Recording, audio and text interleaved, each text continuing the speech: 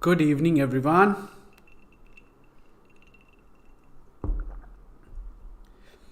Today we are going to continue our class on literary criticism and literary theory, and we were talking about uh, romantic criticism, right?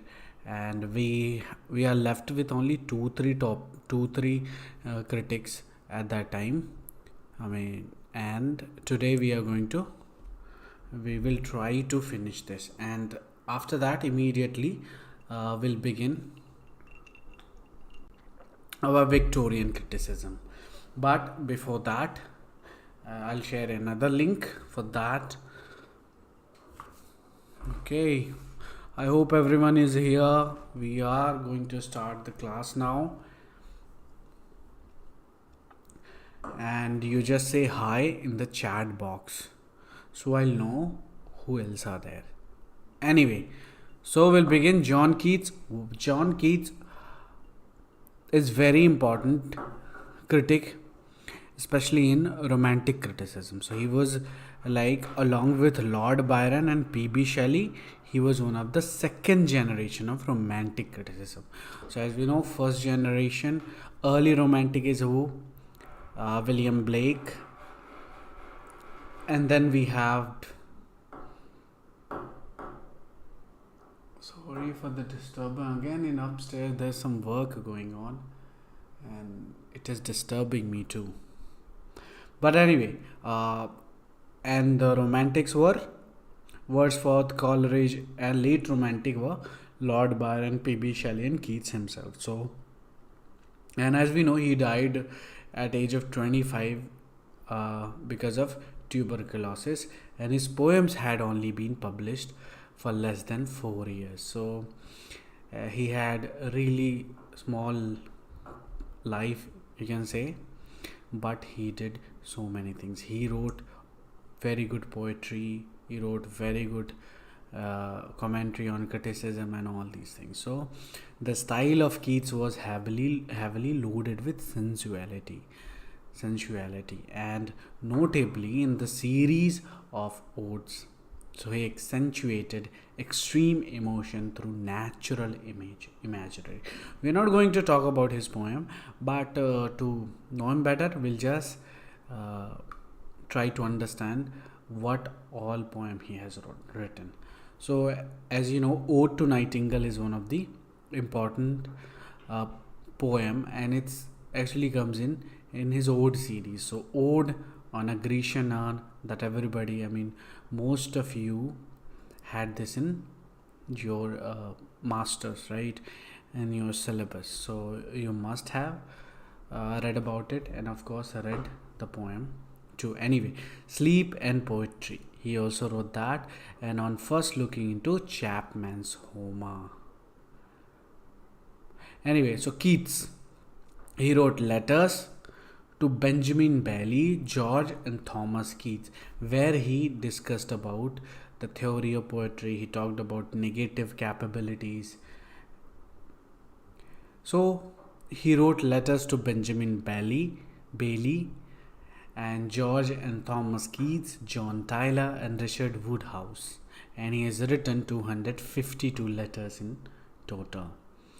And here we are going to talk about negative capability.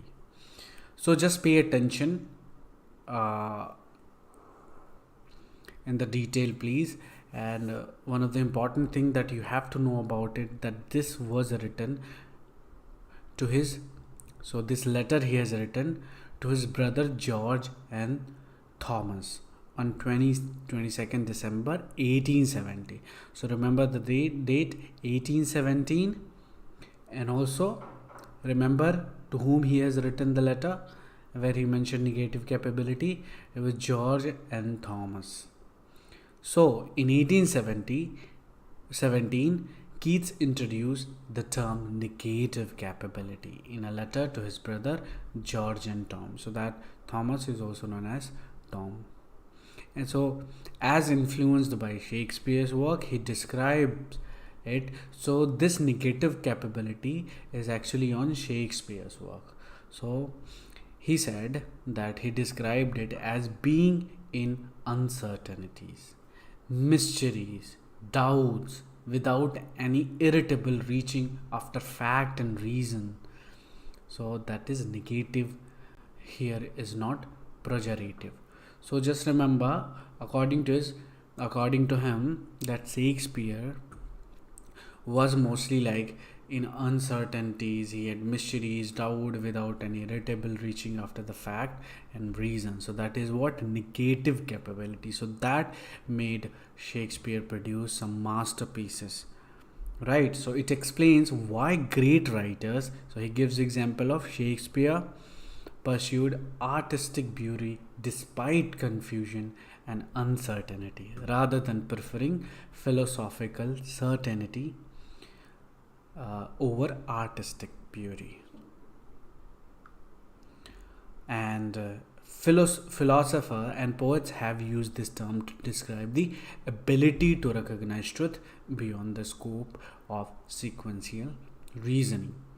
And the word negative is he used the word negative not at pejorative sense, but to convey the idea that has person potential can be defined by what they do not possess.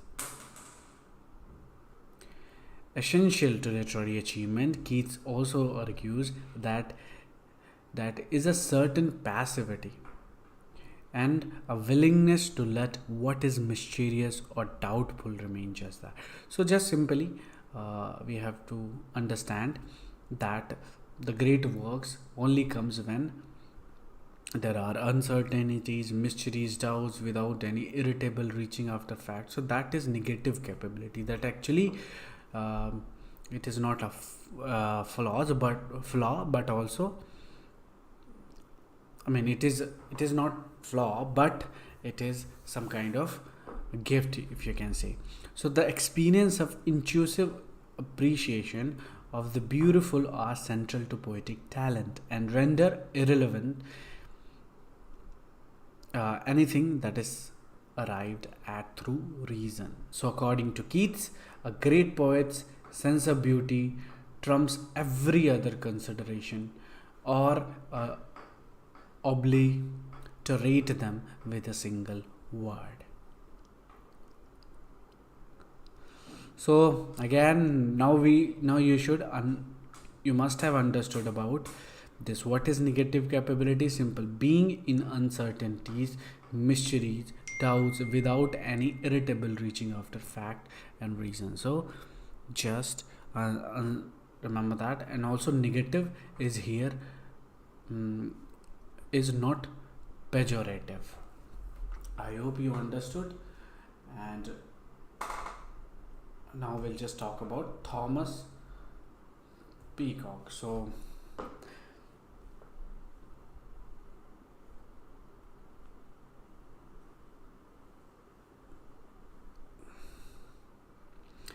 Thomas Love Peacock, we know only for one thing, the 4 ages of poetry.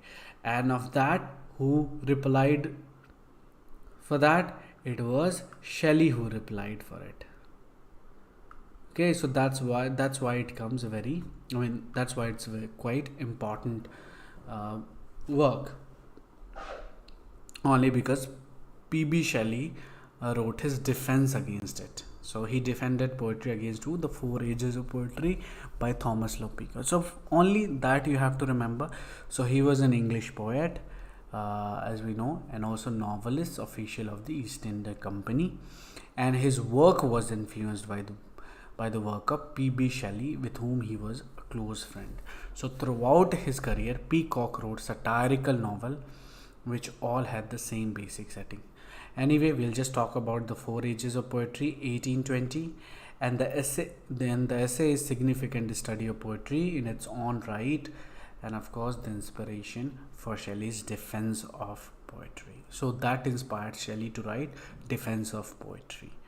And the 4 ages is primarily a utilitarian attack on the romantic poets, and he defended them publicly from criticism elsewhere. So Peacock argument is cut both ways.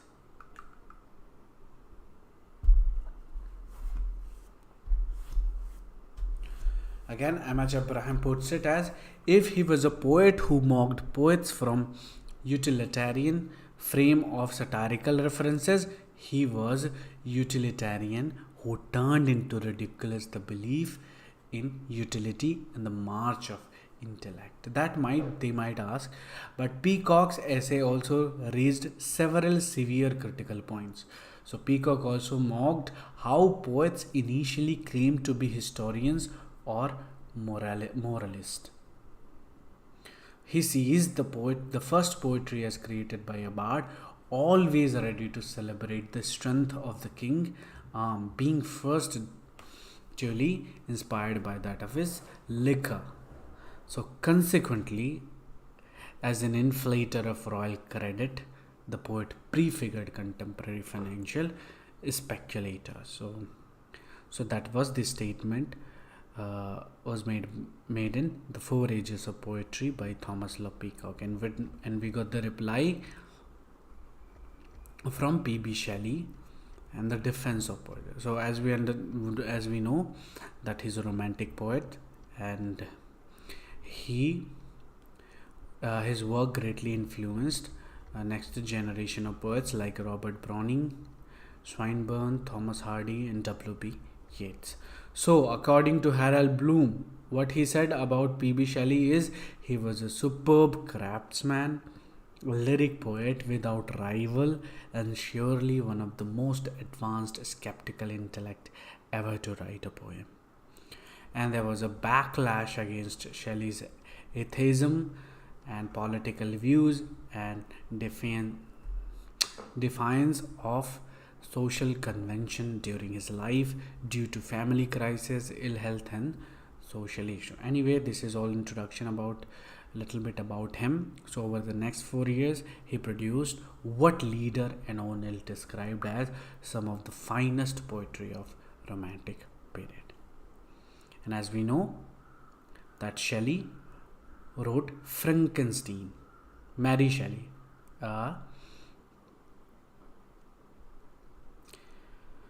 So I hope you know about Frankenstein. It's like gothic, and there are I think movies also. There are quite not only one, but there are 2-3 movies in Netflix also. You will find one. So a boating accident caused his death at the age of 29 in 1822, and some of his best known works are Ozymandias and Ode to Westerwind, To a Skylark. Did you notice the date? It is all somewhere around 1818 to 1820, 22 maximum. So, To a Skylark, 1820, The Necessity of Atheism. That was the first work that he wrote, and that also I think causes him. He got I think rusticated from the college, and he was charged for that, The Mask of Anarchy. So he got suspended. I think something was there that he had to leave the university because of these works. So The Cenci is a drama, 1819, and Aleister, The Spirit of Solitude, 1815. It is on, and Julian and Medaille, Adonis we know, it is for Keats, and Prometheus Unbound, 1820, and The Triumph of Life, which they are asking these days. No, this is unfinished work. So Hellas Another, 1822. So again, we are now talking about a defense of poetry. That's why he's important in romantic criticism. And A Defense of Poetry, 1821, he wrote that essay in 1821, and it was actually published posthumously in 1840. In essays, letters from abroad, translations, and fragment by Edward Monk. So you only have to remember what it is, an essay published in 1821, and you know the reply of it, right? It is a reply of The Four Ages of Poetry, and it contains Shelley's most assertion that poets are the acknowledged legislator of the world. That is like the must, I mean, you should know about this. You can just memorize it, if I would say. Poets are the acknowledged legislator of the world. So that's why actually a defense of poetry is uh, known for it. So that assertion, poets are the acknowledged legislator of the world. So this essay was written in response of the article by his friend, The Four Ages of Poetry, which was published in 1820, and after 1 year he replied. Got it? So in his critical essays, in his critical essays, Shelley's argument for poetry is written within the context of romanticism. So not only one phrase is important in this, but also there is another one that is called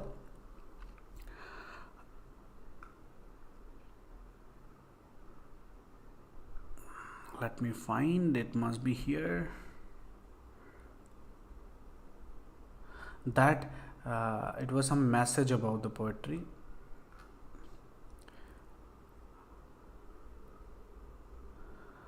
Anyway, when we read, we'll just find out. Will be here somewhere. So anyway, he also says what? He says that Shelley states that ethical science arranges the element which poetry has created. So remember all these points that we are going to talk about here. You have to pay attention. So it leads to a moral, civil life, and poetry acts in a way that awakens and enlarges the mind itself by rendering it the receptacle of 1,000 unapprehended combinations of thought. And according to Shelley, the invention of language represents a human impulse to reproduce the rhythmic and orderly. And to ensure that harmony and unity are embraced instinctively in creative endeavor wherever they may be found. So every man in the infancy. So these are all important quote which you will find in Defense of Poetry. So I have just found all this an important one. I'll just short it out here. So every man in the infancy of art observes an order which approximates more or less closely to that from which highest delight results. So he says the poetry is delight and instruct, right? So that is also important. So this faculty of approximation allows the observer to experience the beautiful by establishing a relationship between the highest pleasure and its cause. And those who possesses this skill in excesses are poet responsible for conveying the public pleasure. I think pleasure and delight. Anyway, we'll just see. Yeah, express delight in beauty. So according to Shelley, language demonstrates an adherence to the public to the poetic perspectives percepts of order, harmony, unity, and desire to express delight and beauty.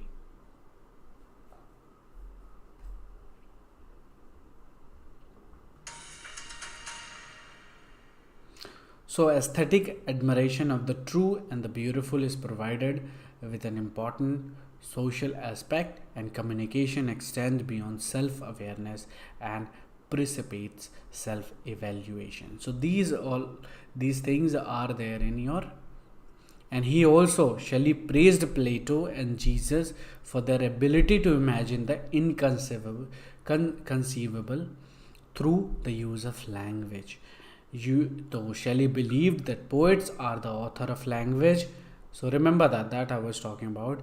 Poets are the author of language, music, dance, architecture, statuary, and painting. So poets are the institutors of laws and the founder of civil society. So according to Shelley, social and linguistic order is not the sole product of the rational faculty, and language is arbitrary, produced by the imagination. So that is another one that I was telling about. So arbitrarily produced by the imagination. Poetry reveals the before unapprehended relations of things and perpetuates their apprehension of higher beauty and truth. And again, he talks about the poets are the acknowledged legislator of the world, and it suggests that his awareness, the profound ambiguity inherent in linguistic means, which he considered at once as an instrumental of intellectual freedom and a vehicle for political and social subjugation. We have now Victorian criticism, and that will let me see how. And in Victorian criticism, we have also in the late 19th century. So that all will be in one class, where we'll be discussing about realism, naturalism, symbolism, magic realism, aestheticism. So every important uh, movement in literature is here in your Victorian criticism. So we'll start with Hegel, Walter Pater, and Oscar Wilde, of course, and we'll just move to the late 19th century criticism, where we'll talk about Carlyle, Stuart Mill, Walter Emerson, Edgar Allan Poe, Hippolyte for his history, right? And Friedrich Nietzsche, Leo Tolstoy. So, like, we have so much to study. So tomorrow we'll start that, and today we'll just have brief introduction about Victorian criticism, and if you want, we can just talk about realism and all these things. Naturalism, not so much. I think we can finish till aestheticism. Anyway, we should finish aestheticism.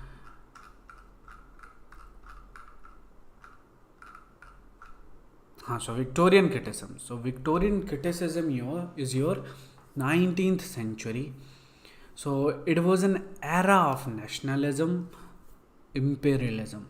So in that time, what usually happened is that people became more patriotic, and it was more like imperialism. So their Victorian Empire was moving not from one city, one country, but different countries, also different continent, everywhere. And they came to India, they came to Africa, and of course Australia, America, so many places that the empire have spread. So in the wake of industrial revolution, the one of the most important thing happened in Victorian was the industrial revolution. So many people moved to urban areas.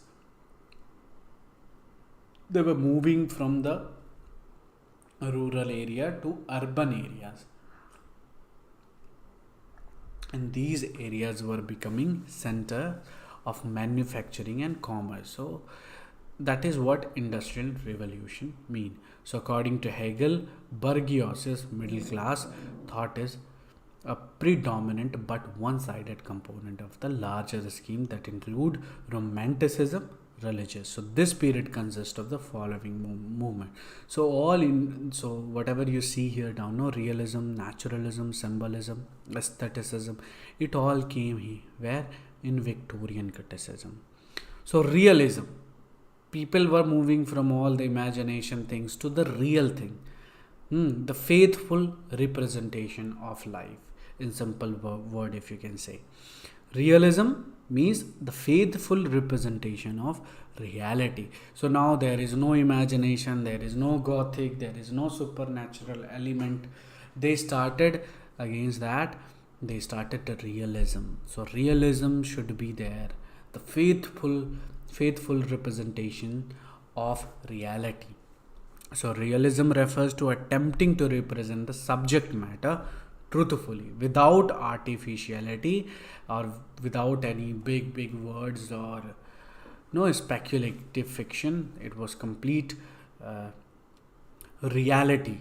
It also they didn't employ that supernatural element into the work. It was complete original.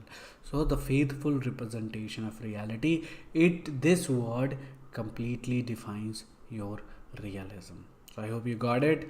And this movement is an history that originated in France after the French Revolution 1848. So realism was motivated by renewed interest in common people and the emergence of leftist politics.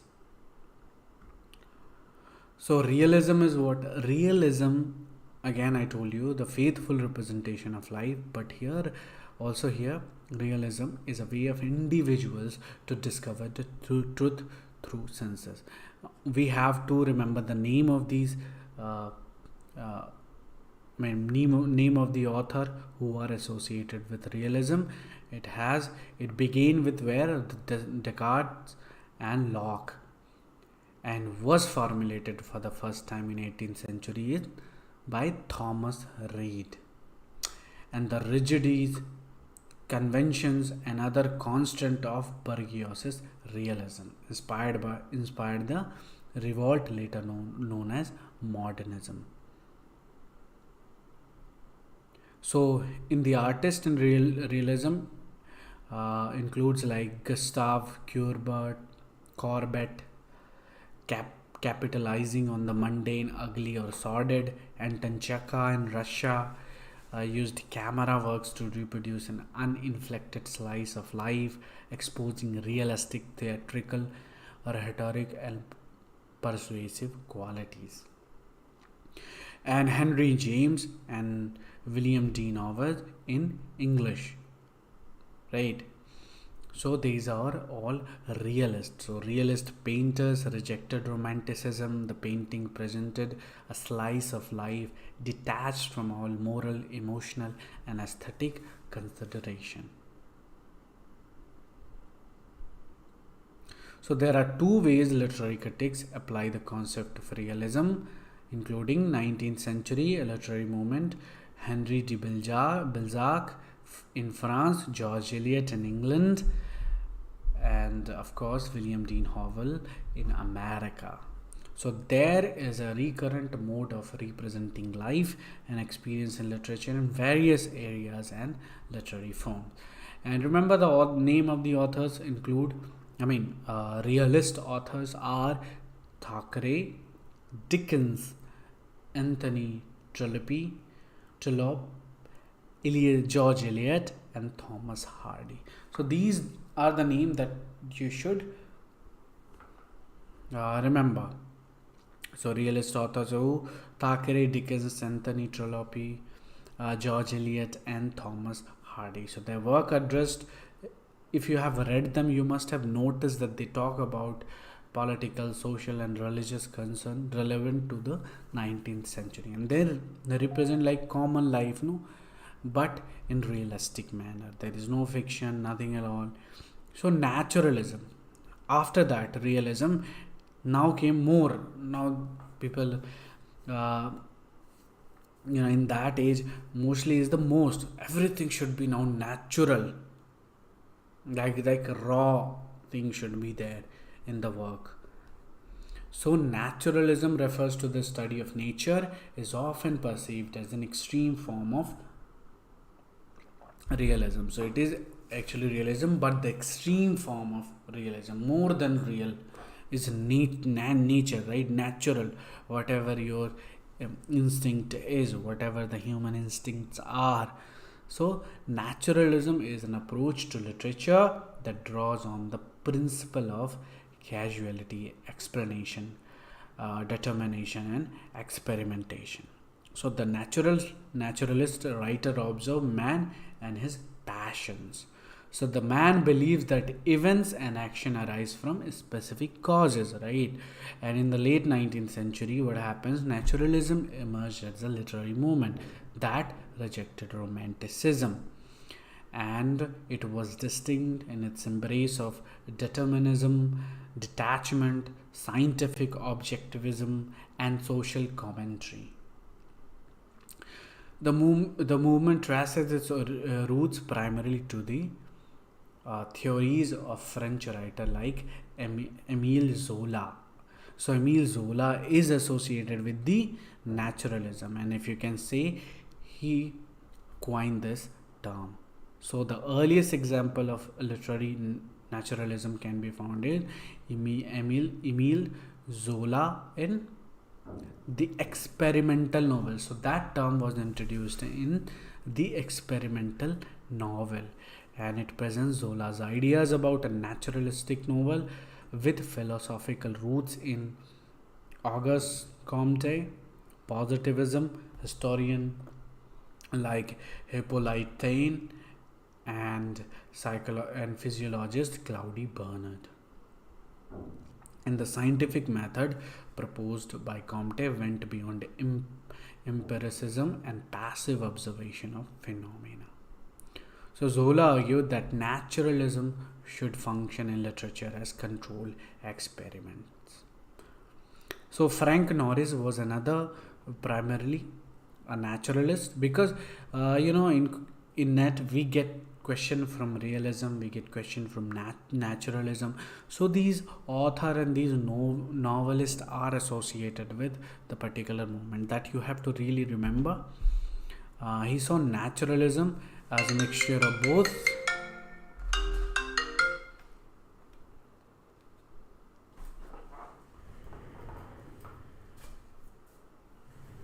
Okay. Security. Okay, I'll come and get it. Thank you. Huh? Hello, cash on delivery, huh? Okay, can you come to 2E?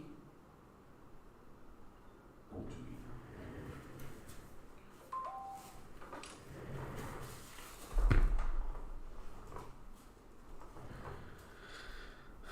So we were talking about Frank Norris, and we also talked about Hardy's Jude of the Obscure, that is really naturalism, which was not quite successful but quite important. So various plays by Eugene O'Neill is there in the 19, and Norman Mailer's The Naked and the Dead, and which was set during the World War II. So these are the naturalism, and also the name of the work, the name of the author: Emily Zola, Nana, of course, in naturalism; Theodore Dreiser in American tragedy; Expressionism, symbolism, initially proposed realism in the 19th century. And some of the authors include Stephen Crane, Jack London, Theodore Dreiser, Frank Norris, William Dean Howells, Henry James. They were all clearly on the side of what? Realist or naturalist side. So that is all. Symbolism we'll study the rest of the class tomorrow, and we'll try to finish Victorian criticism tomorrow itself. Okay, so that's just small introduction, and I'll see you tomorrow. For now, bye bye and have a good evening ahead.